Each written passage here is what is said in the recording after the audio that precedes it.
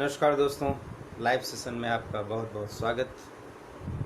और पिछले काफ़ी दिनों से हाथरस प्रकरण पर ही चर्चा और उसी के इर्द गिर्द खबरें और खबरों का विश्लेषण देखा होगा। लेकिन आज भी हाथरस की खबर मौजू है, लेकिन आज कुछ अन्य खबरों पर भी हम चर्चा करें। और वो खबरें ये है कि इस समय आंध्र प्रदेश के मुख्यमंत्री जगन मोहन रेड्डी दिल्ली पहुंच चुके हैं और कल उनकी प्रधानमंत्री से मुलाकात है। एक बहुत छोटी सी घटना जो आपके सामने मैं रख रहा हूं, लेकिन इसके जो मायने हैं और इसका जो अर्थ है वो बहुत बड़ा है। और वो ये है कि अब एनडीए का विस्तार होने जा रहा है। किसान राजनीति और किसान आंदोलन को लेकर के अकाली दल एनडीए से बाकायदा अलग हो चुकी है। सिंबॉलिक तौर पर ही सही, लेकिन सबसे पुराना साथी एनडीए का रहा है अगर घटक दल के रूप में, तो वो रहा है अकाली दल। शिवसेना बहुत पहले से ही अलग है। दो पुराने साथियों को खो देने के बाद अब कल जगन मोहन रेड्डी, वाईएसआर कांग्रेस के नेता, युवा नेता हैं, मुख्यमंत्री हैं, वो कल प्रधानमंत्री से मुलाकात करने जा रहे हैं। एक औपचारिक तौर पर ये मुलाकात, इसके कोई मायने नहीं निकाले जा सकते, लेकिन हम जो आपको खबर देने जा रहे हैं उसके बहुत बड़े मायने हैं और उसका एक बहुत बड़ा अर्थ है। और अर्थ वो ये है कि वाईएसआर कांग्रेस के रूप में अब एनडीए को एक नया सहयोगी मिलने जा रहा है। हो सकता है कि कल 10:30 बजे की इस मुलाकात में कोई एक ऐलान न हो, लेकिन उसके संदर्भ में पूरी पटकथा वाईएसआर कांग्रेस के एनडीए में शामिल होने की लिखी जा चुकी है, जो संसद सत्र के दौरान, किसान बिल के दौरान भी दिखी, और पिछले 1-1.5-2 महीनों में, या कह लें आप 2-3 महीनों के अंदर जब भी ज़रूरत पड़ी तो एनडीए के सुर में सुर मिलाने का काम किया है वाईएसआर कांग्रेस के नेताओं ने, उनके सांसदों ने। और एक तरह से साउथ से अब एक बड़ा सहयोगी जो है वो एनडीए का पार्ट बनने जा रहा है। ये घोषणा कल ही नहीं होगी, लेकिन प्रधानमंत्री के साथ जगन मोहन रेड्डी की जो मुलाकात हो रही है और उससे जो बातचीत निकलेगी और उस बातचीत के जो मायने होंगे वो ये है कि केंद्र और आंध्र प्रदेश सरकार के बीच में एक बेहतर तालमेल कायम होगा और वाईएसआर कांग्रेस सीधे सीधे एनडीए का पार्ट बन करके एक लंबा रास्ता तय करना चाहती है राजनीति में। और प्रदेश के विकास के लिए जितनी संभावनाएं तलाश रहे हैं जगन मोहन रेड्डी, चूंकि युवा नेता है, उनको काफी ज्यादा सहूलियत मिल सकती है और प्रधानमंत्री का भरोसा उनको मिल सकता है। इसके पहले रेड्डी लगभग 2.5 सप्ताह के भीतर दूसरी बार दिल्ली आ रहे हैं। और इसके पहले जब वो दिल्ली आए थे सितंबर में, तो अमित शाह से मुलाकात हुई थी कोविड के मुद्दों को लेकर के, और जीएसटी का जो मुआवजा है उस पर भी बातचीत हुई थी। इन सारे बातचीत में पूरी तरह से उनको आश्वस्त किया गया। तो वाईएसआर कांग्रेस के इस घटक दल के पार्ट के रूप में शामिल होने के बाद वो वैक्यूम जो अकाली दल के बाहर जाने से खाली हो गया था, वो वैक्यूम पूरी तरह से भर जाएगा और एक तरह से साउथ और नॉर्थ का कनेक्शन जो है एनडीए का वो ज़्यादा मजबूत होगा, क्योंकि कर्नाटक में ऑलरेडी भाजपा की सरकार है और अब आंध्रा में इस तरह की स्थिति बन रही है। तो निश्चित रूप से वाईएसआर कांग्रेस इसके माध्यम से सबसे पहली बात तो प्रमुख विपक्षी कांग्रेस को वहाँ पर ध्वस्त करना चाहती है।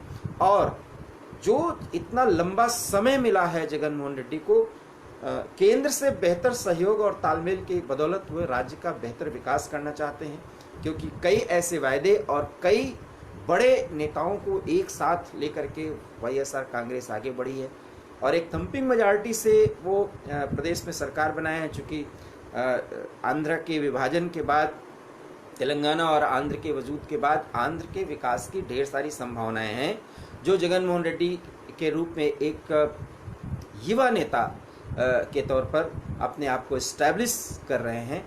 उन्होंने एक बहुत यथार्थपरक और बेहतर सोच के साथ एनडीए के साथ चलने का निर्णय कर लिया है। उनके कई नेताओं के ये बयान पिछले दिनों से आ रहे थे।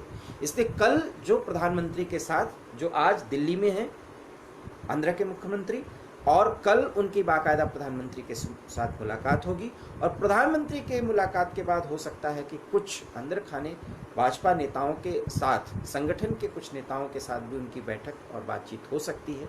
लेकिन प्रधानमंत्री के साथ बातचीत और उनसे मिले आश्वासन के बाद निश्चित रूप से जगन मोहन रेड्डी कल कुछ ऐसा बयान भी दे सकते हैं जिससे कल ही क्लियर हो जाएगा कि अब वाईएसआर कांग्रेस बाकायदा एनडीए का पार्ट और पार्टनर के तौर पर सामने आ चुकी है। कल नहीं हो तो भी ये तय हो जाएगा कल के मुलाकात के बाद कि वाईएसआर कांग्रेस अब एनडीए का पार्ट होने जा रहा है। तो एक बहुत बड़ा पॉलिटिकल डेवलपमेंट है और जब इस डेवलपमेंट के साथ एनडीए की राजनीति आगे बढ़ रही होगी उसी समय बिहार का चुनाव है और बिहार के चुनाव के संदर्भ में भी मैं आपको जानकारी देना चाहता हूं कि एलजेपी के बगैर एनडीए के पार्टनर के तौर पर, मुख्य पार्टनर के तौर पर जदयू और भाजपा दोनों की सीट शेयरिंग लगभग तय हो चुकी है। जदयू और भाजपा बराबर बराबर सीटों पर चुनाव लड़ेंगे और जदयू अपने कोटे से एनडीए के अन्य घटक सहयोगी को सीटें देगी और भाजपा अपने कोटे से सीटें देगी। इस तरह से एक बेहतर तालमेल के साथ जदयू और भाजपा कुछ अन्य घटकों के साथ तेजस्वी यादव के सामने इस चुनाव मैदान में हैं। पूरे 15 साल के विकास के नाम पर नीतीश को अभी भी भरोसा है कि जिस स्थिति में महागठबंधन तेजस्वी को आगे करके उनसे लड़ाई लड़ने जा रहा है उस लड़ाई में उनकी जीत होगी। ऊंट किस करवट बैठेगा ये तो 10 नवंबर को पता चलेगा, लेकिन इतना तय है कि अभी इलेक्शन में सिर्फ सीट शेयरिंग और सारी बातें तय की जा रही हैं और किस तरह से, और ये 1-2 दिन में ये काम लगभग पूरा हो जाएगा। लेकिन एक बड़ा बयान असदुद्दीन ओवैसी AIM के नेता का आया है और उसे बहुत ही ध्यान से भी समझना होगा। आज कुछ खबरें हम आपको बहुत छोटे छोटे उसमें विश्लेषण देंगे ताकि कई खबरों को हम कवर कर सकें। तो और ओवैसी ने ये कहा है कि तेजस्वी यादव जिस तरह से बयान दे रहे हैं उसके कारण से निश्चित रूप से महागठबंधन की हार होगी। अब बड़ा सवाल है कि तेजस्वी यादव ने बयान क्या दिया था। तेजस्वी यादव का बयान ये था कि AIM अगर यहाँ पर चुनाव लड़ने जा रही है तो वो वोट कटवा की भूमिका अदा करेगी। इसको ओवैसी ने उचित नहीं माना है और उनका मानना है कि यही अहंकार और इसी तरह की सोच के कारण भाजपा और जदयू का गठबंधन एनडीए जो है वो बाजी मार सकता है। ओवैसी का ये बयान निश्चित रूप से बड़े मायने रखता है और इस मायने में कि महागठबंधन जो एक बड़े सेकुलर फोर्सेस के साथ इस चुनाव में भाजपा और जदयू को हराने की कोशिश कर रहा था उसमें एक सेध तो लगी है। लेकिन इतना जरूर जानिए कि चिराग पासवान के अलग चुनाव लड़ने के कारण अभी हो सकता है कि लोगों को ये समझ में आ रहा हो कि इससे भाजपा को बेहतर फायदा मिल सकता है, लेकिन अभी से लेकर के और चुनाव के बाद भी अगर वो स्थिति बनी तो नीतीश कुमार को किसी भी तरह से साइडलाइन और न ही एलजेपी। अभी चिराग पासवान अपने नए खून के साथ, एक नए जोश के साथ पूरे सीटों पर अलग लड़ रहे हैं। उनका ये नारा है कि मोदी से बैर नहीं लेकिन नीतीश तेरी खैर नहीं। इस तरह की एक हल्की सी जो चोट है वो एनडीए के एकता पर जरूर दिख रही है। लेकिन चुनाव कुल मिलाकर के नीतीश और भाजपा के मोदी के चेहरे पर लड़ा जा रहा है और उसमें नीतीश मुख्य केंद्र बिंदु हैं। ऐसे में जो लड़ाई पूरे बिहार में दिख रही है वो त्रिकोणीय से चतुष्कोणीय होती हुई दिख रही है। लेकिन सच बात यही है कि कुछ पार्टियां जो चुनाव लड़ रही हैं वोट कटवा की भूमिका में ही होंगी और ऐसे में फायदा किसको ज़्यादा मिलेगा किसको कम, ये आने वाला समय बताएगा। लेकिन इतना ज़रूर है कि नीतीश का जो विश्वास है और उनके जो दावे हैं उसमें अभी बहुत अंतर नहीं दिख रहा है, वो ज़मीनी हकीकत पर कहीं ना कहीं बिल्कुल सही जा रहा है। तो ये रही बिहार की राजनीति। और उधर एनडीए का एक्सटेंशन जो होने जा रहा है वो दूसरी खबर रही। और तीसरी बड़ी खबर जब हम आपसे बात कर रहे हैं तब LOC पर नौशेरा सेक्टर में पाकिस्तान इस समय हैवी फायरिंग कर रहा है और एक तरह से संघर्ष विराम का एक बड़ा उल्लंघन पाकिस्तान की तरफ से किया गया है। और हमारे एक JOC जो जूनियर कमीशन ऑफिसर हैं वो शहीद हो गए हैं। तो एक JCO को हमने खो दिया है। उन्होंने धरती की, मातृभूमि की रक्षा करते हुए अपने प्राणों के का बलिदान दे दिया है। तो जब हम आपसे बात कर रहे हैं तो इस समय भारत और पाकिस्तान के बीच नौशेरा सेक्टर में हेवी फायरिंग हो रही है और भारत भी उसका बहुत ही कड़ा प्रतिरोध करते हुए एक आक्रामक जवाब दे रहा है। और इस समय जब पाकिस्तान बिना मतलब के इस तरह की हेवी फायरिंग कर रहा है और अभी भी बदस्तूर फायरिंग जारी है, तो रात के समय जब हेवी शेलिंग है, इसका सीधा सीधा मायने आप समझ सकते हैं कि वो आतंकियों को एंट्री कराने के लिए पाकिस्तान की तरफ से, वहाँ के पाक रेंजर्स की तरफ से, वहाँ की सेना की तरफ से किया जा रहा है।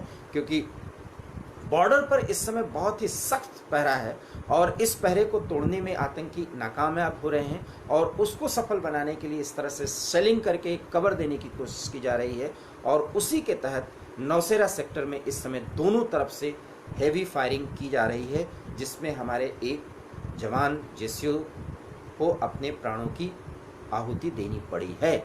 और कितने लोग घायल हुए हैं और कितने और हताहत हुए हैं दोनों तरफ से, इसकी अभी कोई जानकारी नहीं मिल पाई है। लेकिन इतना ज़रूर है कि बॉर्डर पर इस समय LAC शांत है, हालांकि वहाँ पर टेंशन है, अर्थात LAC भारत और चीन के बीच। लेकिन आज अकारण ही शाम के बाद से एक हैवी फायरिंग शुरू की गई एक तरह से पाकिस्तान की तरफ से, जिसका मुंहतोड़ जवाब भारत की सेना दे रही है।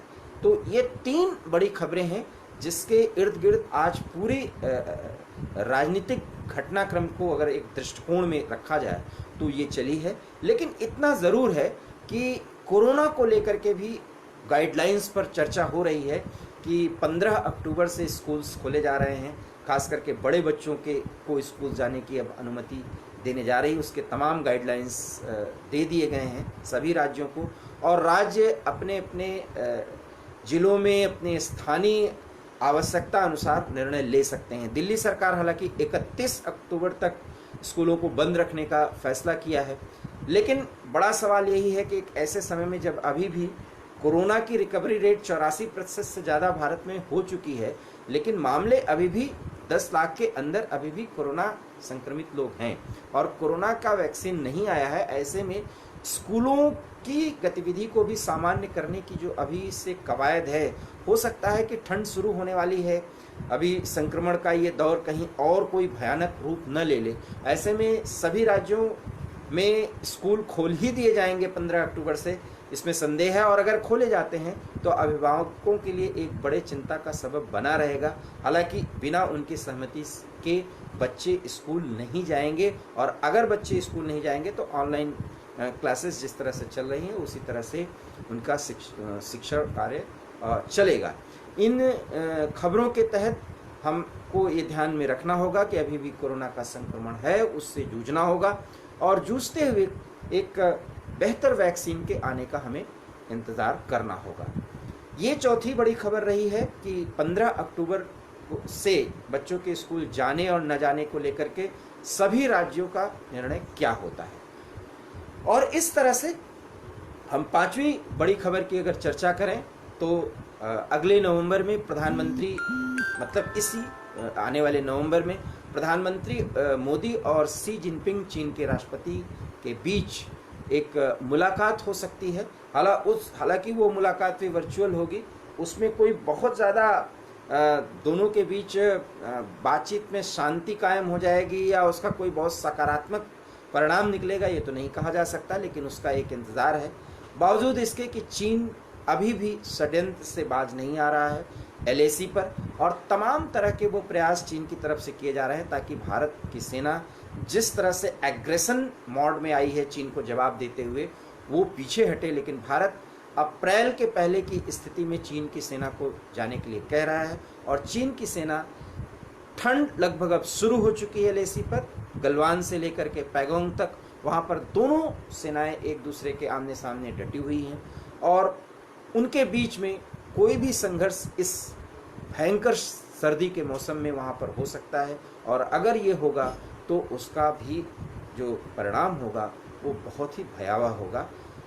ईश्वर करे ऐसा न हो और सेनाएं आमने सामने सिर्फ एक दूसरे की निगरानी में रहें और एक दूसरे से दूरी बनाए रखें, और अगर ऐसा नहीं होता है तो मुश्किलें ज़्यादा बढ़ सकती हैं। ये रही पांचवी खबर। और छठवीं और लास्ट खबर जिस पे हम चर्चा करना चाहते हैं वो ये है कि हाथरस अभी भी पॉलिटिकल टूरिज्म का एक केंद्र तो नहीं कहा जा सकता, लेकिन हाँ एक स्पॉट बना हुआ है। और आज संजय सिंह जो आप नेता हैं वहाँ पहुँचे थे और बाकायदा उन पर कालिख फेंका गया, उनका मुंह भी कालिख, उनके मुंह पर भी कालिख पोतने की कोशिश की गई थी। हालांकि स्याही उनके ऊपर शरीर पर फेंका गया और इस पर बहुत ज़्यादा नाराज़गी है अरविंद केजरीवाल जो दिल्ली के मुख्यमंत्री हैं। खैर, आपने भी यूपी में जो एक धारा बह रही है इस समय, यूपी में जो जातीय दंगे भड़काने की, उस प्रयोगशाला में आपने भी अपना हाथ राजनीतिक अंदाज में धोने की कोशिश की, लेकिन बहुत सफलता नहीं मिली है। बहुत ही स्पष्ट तौर पर वहाँ पर एक प्रतिरोध और आरोप और प्रत्यारोप अब एकदम बिल्कुल पैरेलल चल रहा है। न्याय की उम्मीद तब तक नहीं की जा सकती जब तक सीबीआई की कोई रिपोर्ट नहीं आ जाती। बहरहाल इस बीच में एक बड़ी खबर ये रही है कि वहाँ पर दंगे भड़काने की एक बड़ी साजिश का पर्दाफाश हुआ है, जिसके बारे में बाकायदा मुख्यमंत्री ने पूरी बात प्रेस के सामने रखी है। इस संदर्भ में हमने जिस दिन ये कांड हुआ था उस दिन ही हमने कहा था, और तब कुछ लोगों ने इस तरह की प्रतिक्रिया दी थी कि ऐसा नहीं है, और यहाँ पर बच्ची की मौत में मातम मनाने की बजाय कुछ लोग इसमें भी राजनीति देख रहे हैं। लेकिन राजनीति का वो सच, वो काला चेहरा अब सामने आ रहा है, और जितना ही ज़्यादा वो सामने आएगा उतना ये पता चलेगा कि किस तरह से उत्तर प्रदेश में एक बड़े प्रयोग करने की कोशिश की गई है, ताकि वो फिरका परस्त ताकतें जो मौके का फ़ायदा उठा करके राजनीति का नैरेटिव चेंज करना चाहती हैं उत्तर प्रदेश में, वो कामयाब हो सकती थी अगर सब कुछ उनके हिसाब से चलता। आशा ही नहीं, पूर्ण विश्वास है कि उत्तर प्रदेश की जनता इन तमाम अफवाहों से अपने आप को बचाएगी, और बचाते हुए सच का सामना करते हुए दूध का दूध और पानी का पानी हो हाथरस कांड का, इस बात का इंतज़ार करेगी। और तब तक किसी के बहकावे में ना आते हुए अपने विवेक और अपने दिमाग से और हृदय से उन बातों को सोचेगी, और उसी के हिसाब से एक जनमत के तहत किसी भी सरकार के कार्य और विपक्ष के अपने प्रयास का मूल्यांकन करेगी। आज के लाइव में बस इतना ही। कल हम फिर मिलेंगे, और तब तक के लिए आप हमारे इस खबर का मंथन करिएगा, और इसका ज़रूर आप हमें जवाब दीजिएगा हमारे कमेंट बॉक्स में जाकर। अगर आपको एक वीडियो पसंद आया हो तो प्लीज़ इसे लाइक करिए, इसे शेयर करिए, और हमारे YouTube channel heart talk India पर जाकर के उसको सब्सक्राइब करिए। बहुत बहुत धन्यवाद। नमस्कार।